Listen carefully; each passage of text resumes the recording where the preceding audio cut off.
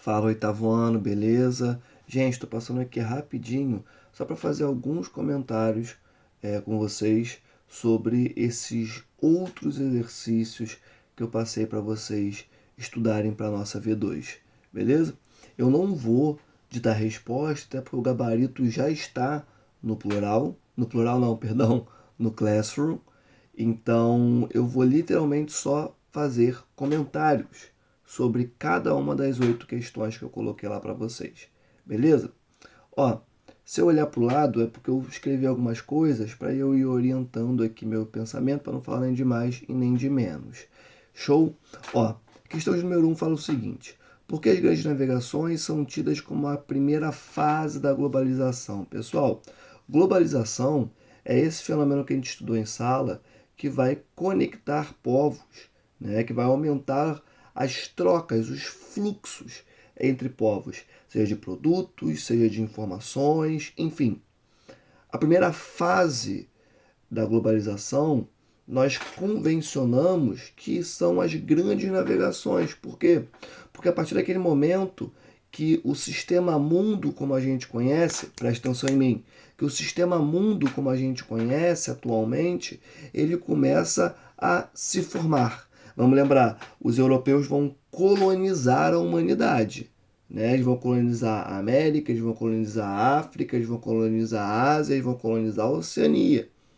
Então, esse mundo que nós conhecemos, incluindo as suas contradições, é produto das grandes navegações, ou seja, da colonização desenvolvida pela Europa Ocidental. Show de bola? E aí, obviamente, que a partir disso vai vir escravidão, colonização, tudo que a gente já conhece, que já estudou em anos anteriores.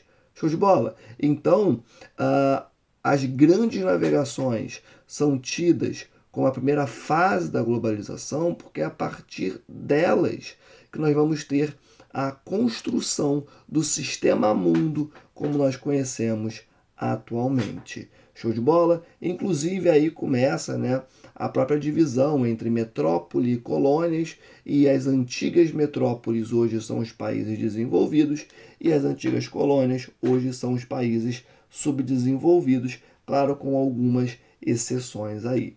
Show de bola? Mas que até as exceções respeitam essa divisão internacional do trabalho iniciada com as grandes navegações.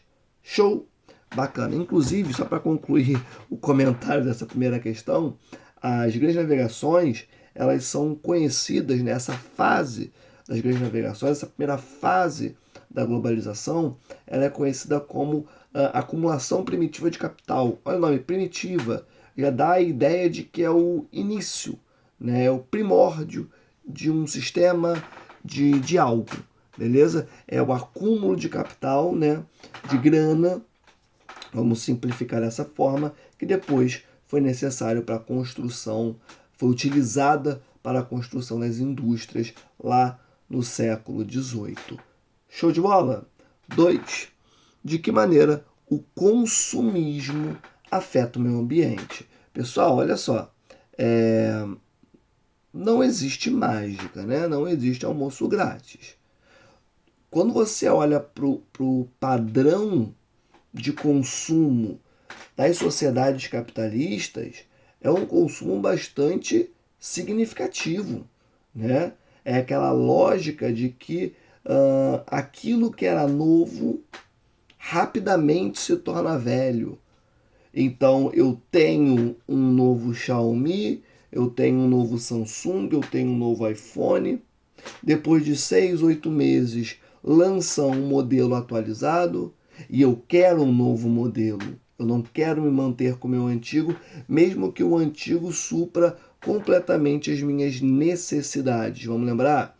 Esse modelo de consumo absolutamente, presta atenção, desconectado de qualquer racionalidade, poderíamos colocar assim, ele vai impactar muito o meio ambiente. Por quê? Porque todo produto, para existir, ele não cai do céu, ele não é materializado com o estalar de um dedo. Ele passa por um processo produtivo. E esse processo produtivo, ele necessita de matérias-primas, e matérias-primas não surgem, elas precisam ser retiradas da natureza, e isso gera um impacto óbvio. Show de bola? Além disso, esse processo produtivo, ele vai emitir dióxido de carbono para a atmosfera a partir das indústrias, beleza? Então, quanto mais nós consumimos, mais nós impactamos o meio ambiente.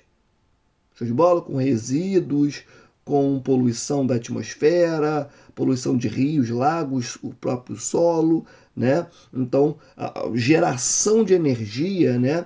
As indústrias, elas não funcionam de maneira aleatória, tem que ter geração de energia e isso impacta o meio ambiente, isso destrói habitats naturais, isso contamina o ar, a água, o solo, como eu já falei para vocês, né? Isso necessita de uma exploração excessiva de recursos naturais, né? Então, esse consumo, né, desenfreado, em que não só eu quero mudar, né, comprar um modelo mais recente no meu smartphone, mas eu quero consumir roupas cada vez mais, né? Eu quero consumir videogame, eu quero consumir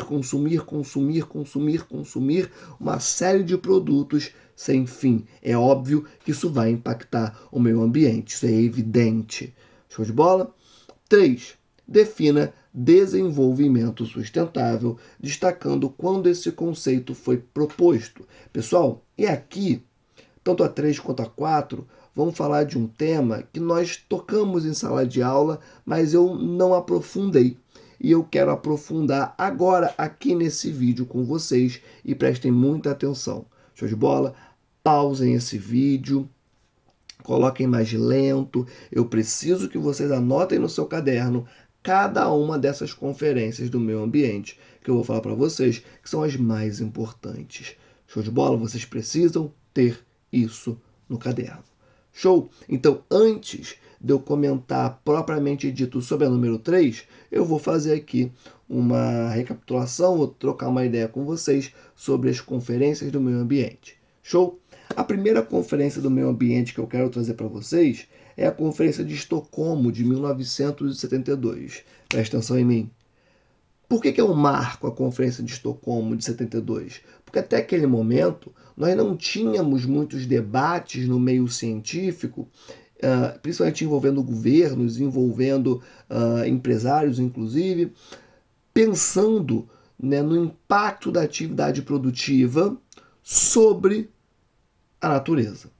Então é em 7.2 que a gente começa, acho que é interessante a gente abrir os olhos ao impacto que o nosso modelo produtivo gera para a natureza. Preste atenção, não se entrega. Então, na Conferência de Estocolmo, na Suécia, obviamente, você vai ter ali 113 países, mais instituições governamentais e instituições não governamentais, que vão debater, né, as saídas para o desequilíbrio causado ao meio ambiente pela atividade produtiva, pelo crescimento econômico desenfreado, né? É inclusive nessa conferência de 72 em Estocolmo que vai ser criado o PNUMA, PNUMA, que é o Protocolo das Nações Unidas para o Meio Ambiente. Show de bola? Que foi o primeiro passo dado pela humanidade, digamos assim, né, para combater os impactos negativos ao meio ambiente, né, e discutir, né, principalmente entre as nações e instituições sobre essa temática. É inclusive nessa conferência que vai ser lançada a concepção, a ideia de desenvolvimento zero, né, que vai ser muito repudiada, vai ser muito negada, presta atenção, pelos países subdesenvolvidos. O argumento era basicamente o seguinte, peraí, deixa eu ver se eu entendi. Vocês, países desenvolvidos, já com uma economia estabilizada, que nos colonizaram, diga-se de passagem, essa riqueza não veio do nada, né? Veio das colônias, ou seja, de nós, países subdesenvolvidos. Vocês estão dizendo para a gente que nós não podemos desenvolver a nossa economia. Bom, para vocês é muito fácil, né? Vocês já estão desenvolvidos. Então, a concepção de desenvolvimento zero proposta na Conferência de Estocolmo de 72 é negada pelos países subdesenvolvidos por esses motivos que eu acabei de trazer para vocês. Show de bola? E também, inclusive, a partir daí, né, vai começar, inclusive, como uma resposta a essa ideia de desenvolvimento zero, a ideia de desenvolvimento a qualquer custo, né? Que é a necessidade de poluir, né? Desmatar, porque a ideia é justamente desenvolver a economia, pensando principalmente, né, nos países subdesenvolvidos. Então a ideia do desenvolvimento a qualquer custo, ele acaba aparecendo como uma resposta ao desenvolvimento zero. É obviamente, né, que quando nós pensamos nisso, hoje em dia é um absurdo, né, pensar em desenvolvimento a qualquer custo. Porém, no século XX, você tinha cartazes, né, que simbolizavam o corte de árvores como uma expansão das cidades, levando a modernidade para espaços que não a tinham até aquele momento, né? Então, óbvio, isso vai abrir uma série de discussões, né? Pô, peraí, como assim desenvolvimento a qualquer custo, né? Como que isso vai se desenrolar frente ao meio ambiente? Presta atenção. E vai gerar um impacto nas discussões sobre a questão do modelo produtivo e o meio ambiente. Tranquilidade? Então, essa conferência é a que abre as discussões sobre meio ambiente, né, e sua relação com o nosso modelo produtivo atual. Show de bola, gente? É um marco inicial. A segunda que eu trago é o Protocolo de Montreal, que é de 1985. E já nesse protocolo, a gente vai ter a ideia da substituição da utilização dos CF6. O que são os CF6? Clorofluorcarbonetos. Eu estou falando basicamente de gases jogados para a atmosfera que eram emitidos de geladeiras, de ar-condicionado, até de desodorante, né? De aerossóis que eram jogados para a atmosfera e que acabavam contribuindo para o aumento do buraco da camada de ozônio, né, que era considerado na época, né? Então, lembrando que essa dinâmica do buraco da camada de ozônio é um processo natural, o homem ele intensifica esse processo, mas essa lógica do Acordo de Montreal para diminuir, né, estabelecer metas, diretrizes para diminuir a emissão de CF6 para a atmosfera, acabou sendo bastante vitoriosa, digamos assim. Inclusive, 150 países foram signatários, né, do Protocolo de Montreal de 85, e essa dinâmica, né, tem tido bastante sucesso aí, né, na diminuição desse buraco da camada de ozônio. Beleza, gente? E depois eu queria destacar também para vocês, fazendo aqui uma linha temporal, a conferência, né, a ECO 92, a Rio 92, né, que foi quando os países começam a propor a estabilização da emissão dos gases de efeito estufa. E essa conferência, a Rio 92, né, ela vai ser muito importante. Por quê? Ela vai ser muito importante porque é nela que é proposta a Agenda 91. A Agenda 91 ela vai trazer uma ideia de um desenvolvimento econômico em harmonia com o meio ambiente. Esse desenvolvimento é o desenvolvimento,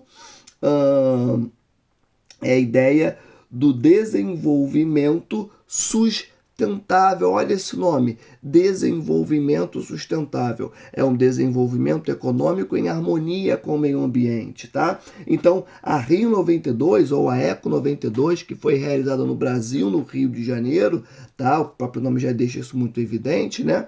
Ela basicamente vai ser muito importante, porque é nela que é proposta a Agenda 91, trazendo aí, firmando, publicizando, propondo, né, o conceito de desenvolvimento sustentável. Beleza? Pensando justamente na garantia, né, da qualidade de vida para as futuras gerações. Depois dessa conferência, é interessante falar da Conferência de Kyoto de 97, que vai ter como produto, inclusive, o Protocolo de Kyoto, né? Mas que basicamente tinha a ideia de reduzir as emissões de gases estufa. É também na Conferência de Kyoto que vai ter a criação, né, do certificado de carbono, que até hoje é utilizado, que cria ali, né, o mercado de créditos de carbono. E o que é isso? Presta atenção. É a ideia de que países desenvolvidos, como poluem mais, justamente por serem desenvolvidos, terem mais indústrias, né, eles vão ter uma certa cota para poluir. Já os países desenvolvidos terão uma cota que vai ser diferente dos países desenvolvidos. A partir do momento em que os países desenvolvidos alcançarem a sua cota de emissão de gases poluentes para a atmosfera, os países subdesenvolvidos vão poder vender partes da sua cota para financiar projetos que foquem no desenvolvimento sustentável. Almir, parece algo maravilhoso, né? O problema é que isso acabou criando uma dinâmica em que países desenvolvidos poluem, alcançam a sua cota estabelecida no Protocolo de Kyoto, compram parcelas da cota dos países subdesenvolvidos e continuam poluindo. E aí os países subdesenvolvidos pegam essa grana bacana, mas eles já eram os países que menos poluíam. Ou seja, a estrutura se manteve.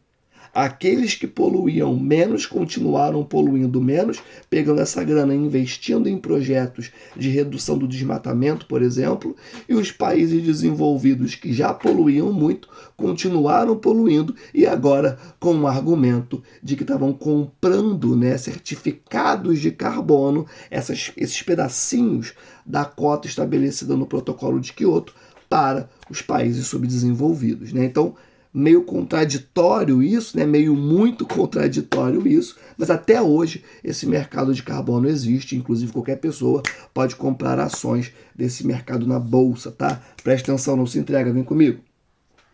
E o Protocolo de Kyoto, ele estabelecia uma meta, né, de 5% da emissão de carbono, né? Ele estabelecia uma meta de redução média de 5% da emissão de carbono internacional em relação ao que foi emitido em 1990. Então, olha como o Protocolo de Kyoto ele era ambicioso, né? Era uma ideia de que era necessário reduzir em 5% as emissões médias de dióxido de carbono em relação ao que era emitido em 1990, ou seja, 7 anos antes. Beleza, gente? Dando sequência, bom destacar que na época Estados Unidos e China não assinam um protocolo, justamente pensando muito mais no desenvolvimento econômico do que no meio ambiente, mas atualizando essa temática para vocês, a China ela já assinou esse protocolo, beleza?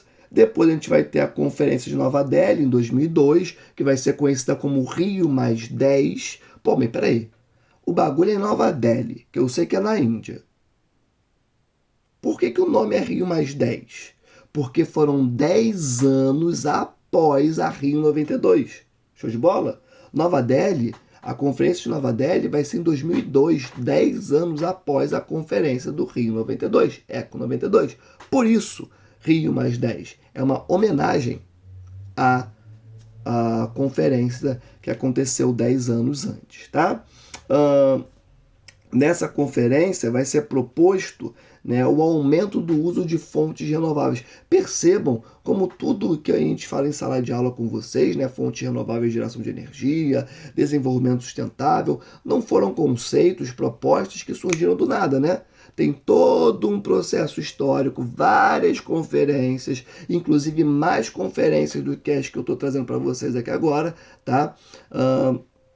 Que justamente vão debater esses conceitos, as propostas ao longo dos anos. Aqui eu estou apenas trazendo as mais importantes, tá? Então, a Rio+10 vai justamente debater o uso de fontes renováveis, né, dizendo que petróleo, carvão, mineral, gás natural, né, que são as fontes energéticas que mais poluem, mais emitem dióxido de carbono para a atmosfera. Tá? E vão começar a debater, vão focar nas fontes renováveis como energia solar, eólica e tantas outras. Beleza?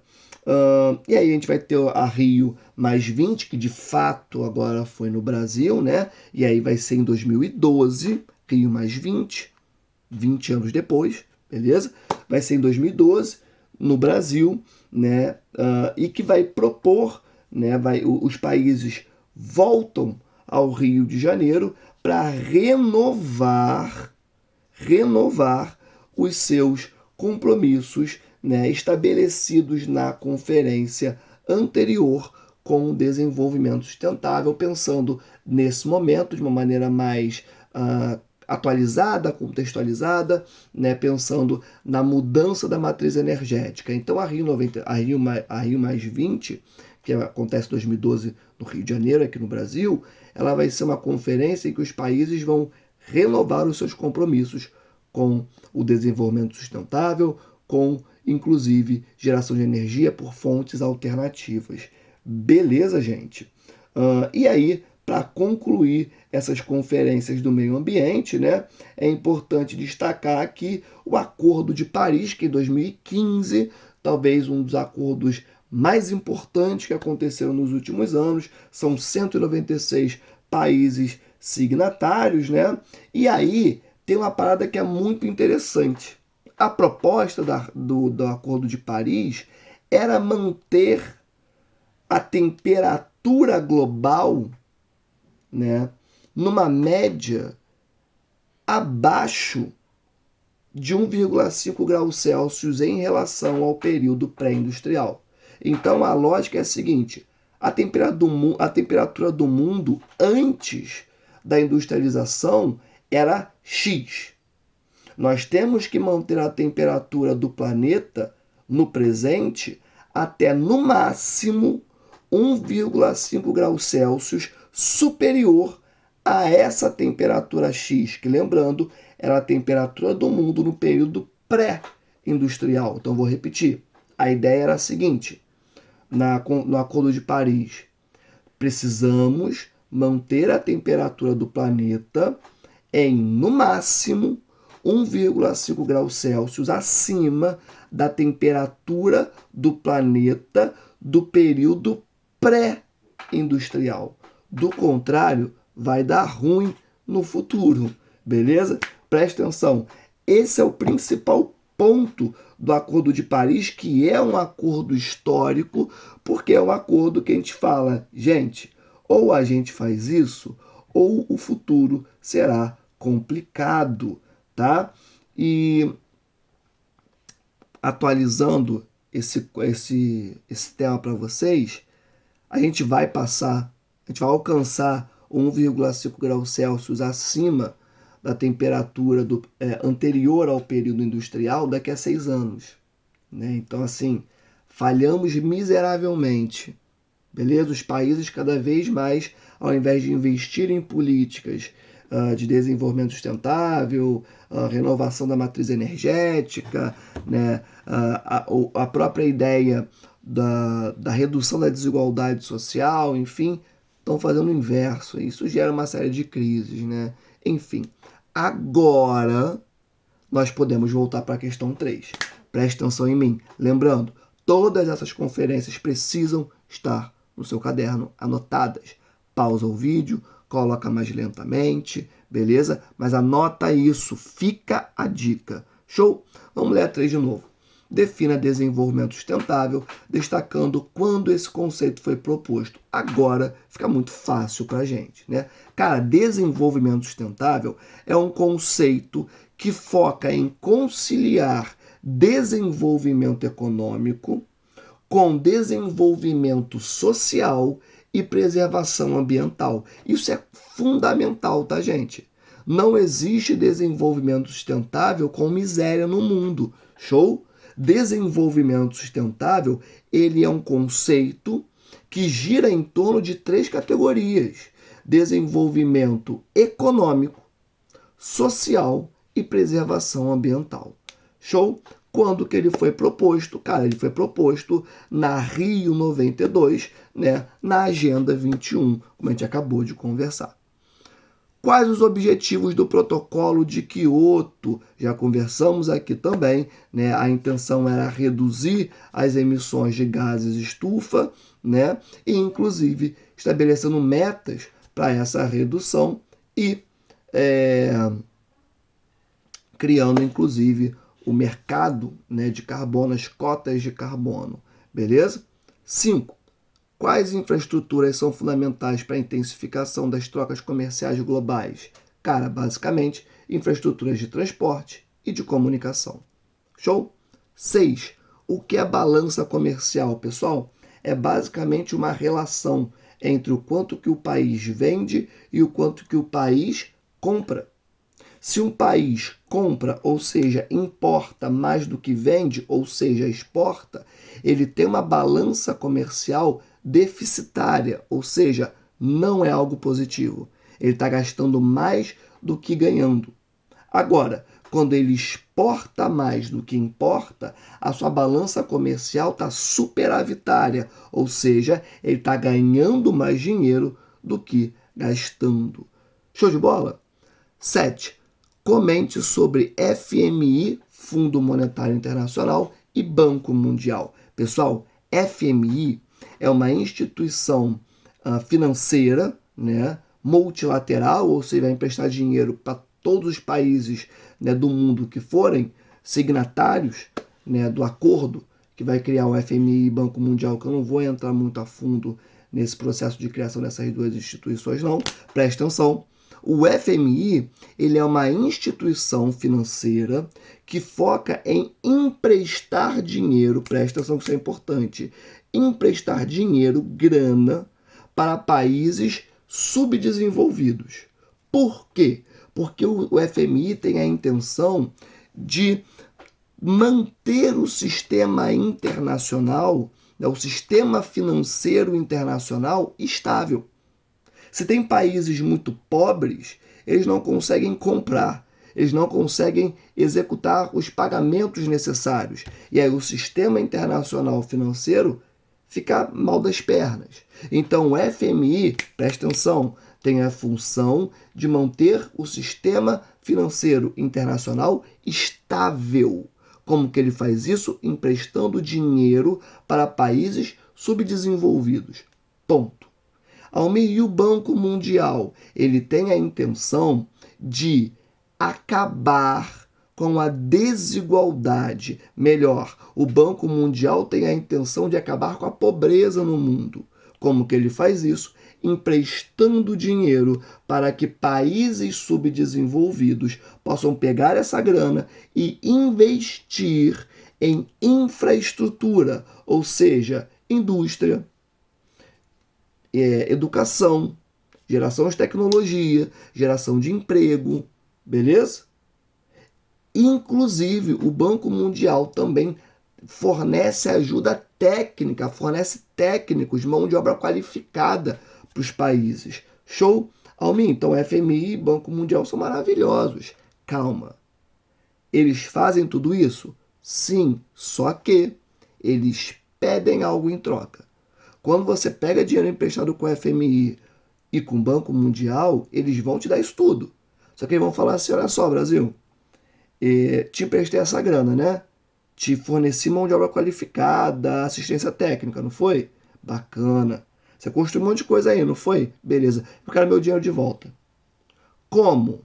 Aí, cara, você vai ter que diminuir investimento em saúde, educação, infraestrutura. E aí, dentro disso, o país pegou dinheiro para se estabilizar. Só que as exigências do FMI são tão complexas, do FMI, do Banco Mundial, que o país, para pagar os empréstimos, quebra. Entende? E fica dependente, entra numa bola de neve que não acaba nunca. Tem país que fica só pagando juros da dívida com o FMI e com o Banco Mundial, porque nem a dívida em si consegue pagar de tão gigante que ela é. Beleza? Então isso é fundamental. Show, gente? 8 e última questão.